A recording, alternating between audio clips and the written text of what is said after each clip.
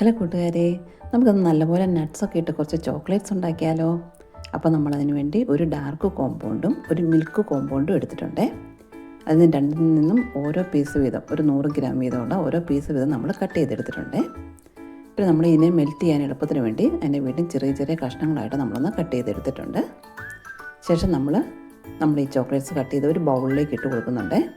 ഈ ബൗളിൽ ഒട്ടും വെള്ളമില്ലാണ്ടിരിക്കണേ. വെള്ളം ഉണ്ടെങ്കിൽ നമുക്ക് ഈ ചോക്ലേറ്റ് നന്നായിട്ട് മെൽറ്റായി കിട്ടത്തില്ലായേ.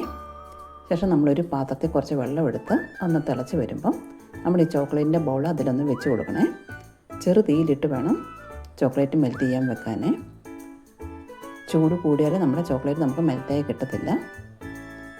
ചൂട് കൂടുതൽ തോന്നുവാണെങ്കിൽ നമ്മൾ ഈ ബൗൾ പതിയെ ഒന്ന് മാറ്റിയിട്ട് പുറത്ത് വെച്ചൊന്ന് ഇളക്കിയിട്ട് വീണ്ടും വെച്ച് കൊടുത്താൽ മതിയേ. അപ്പോൾ നമ്മൾ ചെറു തീയിലിട്ട് നന്നായിട്ട് ഇളക്കി കൊടുക്കുമ്പോഴത്തേക്കും ചോക്ലേറ്റ് നന്നായിട്ടൊന്ന് മെൽറ്റായി കിട്ടുവേ. ഒന്ന് മെൽറ്റായി വന്ന് കഴിയുമ്പോഴത്തേക്ക് അതിലേക്ക് ഒരു 1/4 ടീസ്പൂൺ ബട്ടർ ഇട്ട് കൊടുത്ത് നമ്മൾ ഈ ചോക്ലേറ്റും ബട്ടറും നന്നായിട്ടൊന്നും കൂടെ മിക്സായി വന്ന് കഴിയുമ്പോഴത്തേക്കും നമുക്കൊന്ന് തണുക്കാൻ വേണ്ടി മാറ്റി വയ്ക്കാവേ. ശേഷം നമ്മളൊരു ചോക്ലേറ്റിൻ്റെ മോൾഡ് എടുത്തിട്ട് നമുക്കിഷ്ടമുള്ള ഏതെങ്കിലും ഫ്ലേവർ നട്ട്സോ പ്രലൈനോ പിസ്തായോ എന്തെങ്കിലും പൊടിച്ച് നമ്മളിട്ട് കൊടുത്തതിന് ശേഷം അതിലേക്ക് നമ്മുടെ ചോക്ലേറ്റിൻ്റെ സിറപ്പ് ഒന്ന് ഒഴിച്ച് കൊടുക്കണേ. ശേഷം നമ്മൾ ഈ ചോക്ലേറ്റിൻ്റെ മോൾഡ് നന്നായിട്ടൊന്ന് ടാപ്പ് ചെയ്തതിന് ശേഷം ഒരു 5 മിനിറ്റ് ഫ്രിഡ്ജിലോട്ട് വെക്കണേ.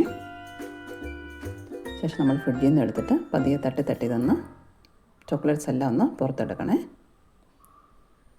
ഇപ്പം നമ്മുടെ നട്ട്സ് നിറച്ച ചോക്ലേറ്റ്സ് റെഡി ആയിട്ടുണ്ട്. Thank you.